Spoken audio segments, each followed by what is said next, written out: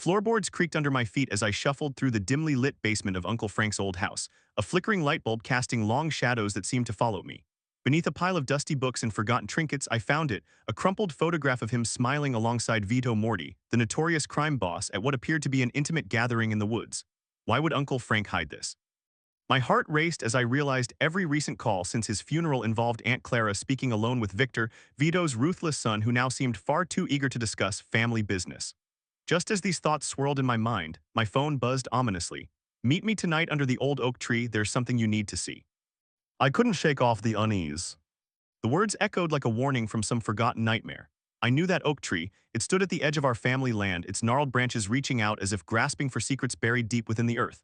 As night fell, I found myself walking towards the old oak tree, the path leading me through shadows and whispers.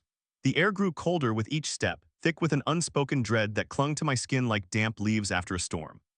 When I reached the tree, it loomed over me, its branches whispering secrets in the wind.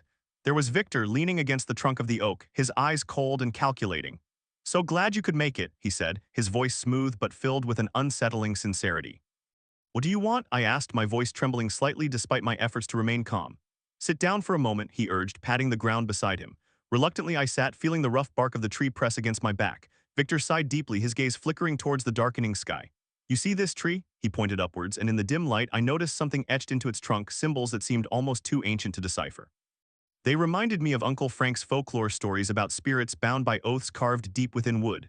"These symbols," Victor began slowly, "they represent a pact, a deal made between your ancestors and my father, a promise of protection in exchange for—" "Well, let's just say it wasn't cheap." My mind raced back to the photograph.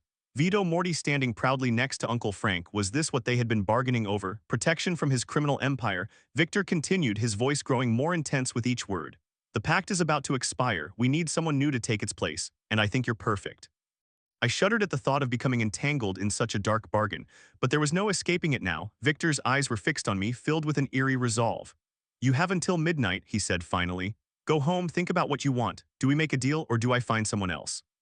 As he walked away into the encroaching darkness, leaving me alone under the whispering oak tree, I knew my fate hung in the balance. A choice between safety and damnation, sealed by ancient symbols etched deep within the bark. With every step back towards the house, the weight of that decision pressed down on me. Midnight loomed ahead like a deadline marked only in shadows. My heart pounded with dread as I realized there was no turning back from this night's revelations.